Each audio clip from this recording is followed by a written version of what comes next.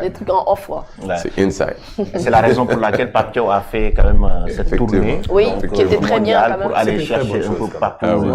Moi, je peux vous assurer d'une chose. Le débat qu'on aura sur ce plateau aujourd'hui servira à beaucoup de gens. Oui. Parce que c'est un débat de haute facture. Effectivement. Et je pense que la suite du débat nous en dira beaucoup. Parce que sur ce sujet-là, je pense qu'on pourra prendre 1 heure de temps à en parler. Parce qu'il y a plein de choses à dire. Aujourd'hui, si on renversait les rôles et qu'on pensait du côté des joueurs, qu'est-ce qu'un joueur peut gagner à venir jouer avec le Sénégal? Pourquoi tous ces joueurs ne se sont pas manifestés avant que le Sénégal soit qualifié en Coupe du Monde? Très bonne Donc, question. disons-nous la vérité. Ces joueurs, ils ont vu l'opportunité de la Coupe du Monde. C'est une vitrine en fait, le Sénégal. C'est justement ce que je veux dire. Le Sénégal sera une vitrine en fait. Donc aujourd'hui, on ne peut pas parler du sport sans pour autant mettre les lunettes, mettre des lunettes les œillères du business et des opportunités et des avantages. D'accord? Peut-être aujourd'hui, on est les derniers à rentrer dans la course, mais je pense qu'il y a plusieurs facteurs égalisants aujourd'hui, dont les réseaux sociaux, il y a plein de choses qui égalisent aujourd'hui, parce que le talent, avant, on avait des problèmes de jouer sur du synthétique. Aujourd'hui, combien de joueurs jouent tous les jours dans du synthétique? Peut-être il doit y avoir amélioration, mais ce sont des choses qui arrivent, c'est-à-dire il suffit qu'on ait les mêmes infrastructures à formation égale, nos joueurs arriveront à jouer effectivement au niveau des Européens. D'accord? Donc toutes ces choses-là sont des choses à prendre en compte quand on parle de ce genre de sujet. C'est important. Là, mais justement, c'est la raison pour laquelle les joueurs comme Ibrahima Mbaye, Mamadou Sarr frappaient toujours à la porte de l'équipe nationale parce qu'ils voulaient venir justement pour la prochaine Coupe du Monde et la CAN aussi qui arrive. Tout à fait, tout à fait. Comme Diomansy l'avait si bien dit, l'équipe nationale ne doit pas être un choix par défaut. Ils ont exprimé leur envie, leur volonté de venir défendre les couleurs du Sénégal.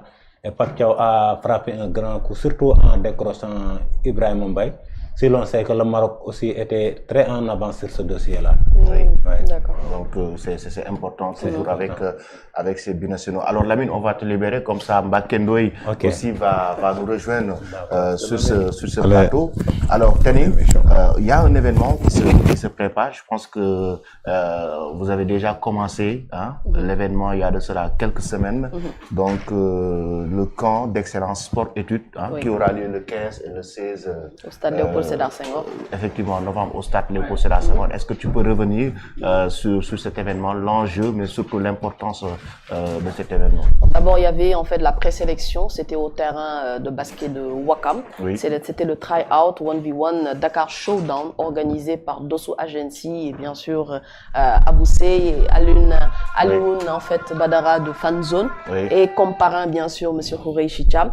Donc il y avait près de 150 voire même 160 jeunes joueurs qui venaient de partout en fait, un peu partout du Sénégal, même aussi du Gabon parce qu'il y a eu des joueurs aussi qui ont été sélectionnés. Donc il y a une présélection de 16 joueurs. C'était un tournoi de 1 contre 1. C'est très rare quand même de voir ce type de tournoi-là. En basket 1 contre 1. Chaque fois, c'était soit 2 à 3, voilà, équipe et tout. Mais là, actuellement, c'était en fait quelque chose de nouveau. Et on a vu vraiment en fait beaucoup de talent parmi ces jeunes joueurs, bien sûr. Sur les 150, il y a juste eu 16 qui ont été quand même choisis.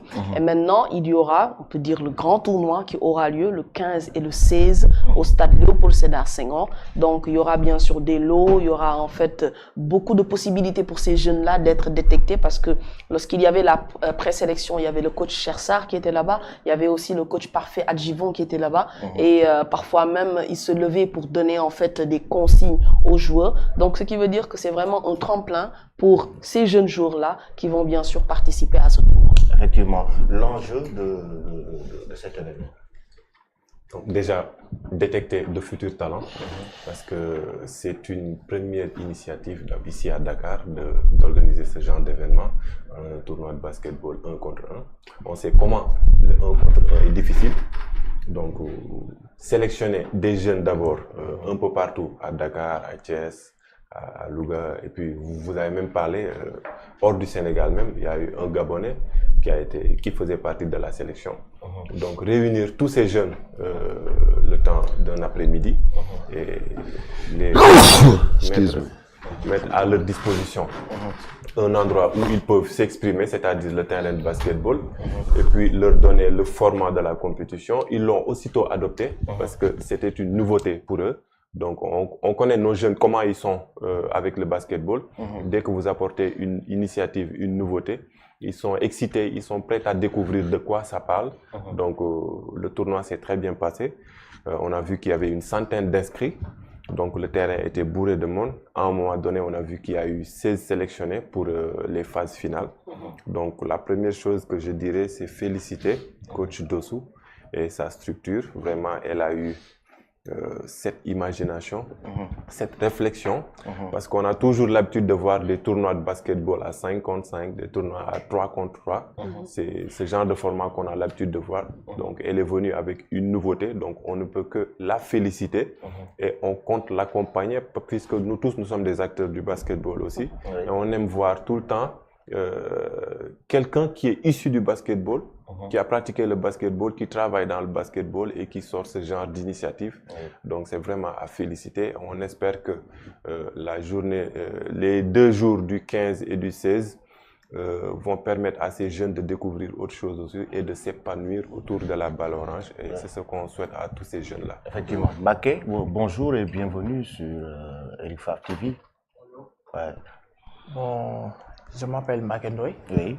Je fais partie des 16 joueurs qui ont été sélectionnés. Bon, je peux dire c'est un tournoi intéressant. D'abord, je peux dire aussi, comment dire, je suis fier d'abord de représenter mon quartier, parce que je peux dire c'est un tournoi. Tu viens de quel quartier, excuse-moi? Je viens de Grand Mbao. De Grand Mbao. Oui, Grand Mbao. Lamine. Et Lamine. Oui. Ne vous fiez pas à sa façon de parler, hein. Oui. C'est un poison. Ah oui, je l'ai vu à l'heure. C'est un poison dans le terrain. C'est pas du poison, c'est un tueur. Nous, on l'a vu à l'heure. C'est un peu normal parce que je peux dire, c'est la première fois. Peut-être c'est un peu normal, quoi. Ouais, c'est normal, effectivement. Mais petit à petit, oui, ça va venir. Ça va venir. Avant de venir au parrain, Alioune Badara. Juste, excuse-moi, tu joues à quel poste? Je suis meneur. D'accord. Okay. Je joue entre 1 et 2, quoi. Ok, excellent. D'accord. Il fallait le voir avec l'équipe de GBA. C'est la génération qui a fait monter GBA en première division. Oui. Et il a joué des finales avec Guédiawaye Basket. Excellent. Super. Oui. Alors, je disais tout à l'heure qu'il ne faut pas se fier à sa façon de parler. C'est un vrai poison dans un terrain de basket. Et aujourd'hui, je pense que la ville de Dakar ne dira pas le contraire, puisqu'ils l'ont recruté pour faire partie de leur effectif la saison prochaine.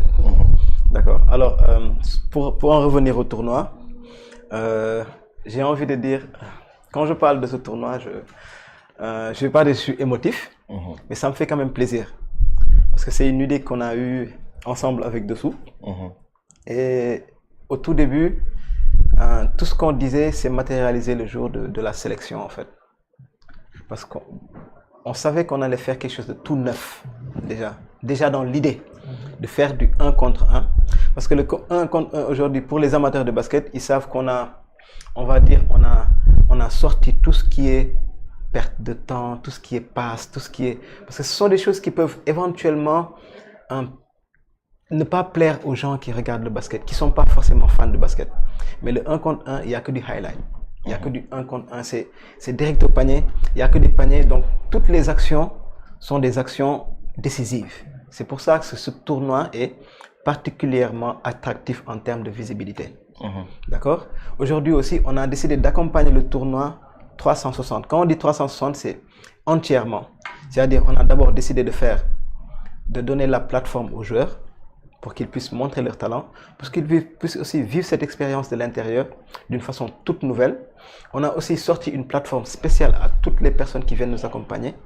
Et je pense que c'est pour ça qu'Eric Favre a décidé de nous accompagner, parce qu'ils ont compris la vision qu'il y avait derrière cet événement. Et aujourd'hui, on veut aussi faire profiter au public de tout ce qui se passe autour. C'est pour ça on va faire un Media Day. On va aussi faire un service communautaire, c'est-à-dire on va apprendre aux joueurs comment réagir face, par exemple, à des situations spéciales comme des commotions cérébrales dans un terrain de basket, comme des arrêts cardiaques. D'accord? Donc, on souhaite aussi que les joueurs, après ce tournoi, puissent garder quelque chose autre que du basket.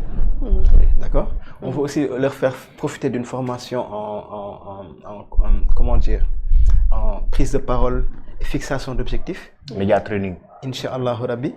Et le jour du tournoi, maintenant, ils vont enlever tous ces habits et venir se battre dans le terrain. Et on pourra déterminer c'est qui le meilleur one against one au Sénégal aujourd'hui. Au Sénégal. Voilà. En tant que parrain, quand on voit ces genres d'initiatives, qu'est-ce que ça fait? Surtout au niveau de, comme on disait tout à l'heure, au niveau de la base. Au niveau de la base, c'est une action communautaire qui va au niveau de la base pour dénicher des talents, les permettre aujourd'hui d'avoir d'autres compétences même au-delà du sport. Effectivement, je pense que tout d'abord, je dis aux champions c'est normal. On dit toujours la première fois qu'on prend le ballon, on ne sait pas qu'est-ce qu'on va faire avec le ballon. Oui. Et on a tendance à juste utiliser nos réflexes, on tape sur le ballon. Ouais. Et il faut taper sur le micro.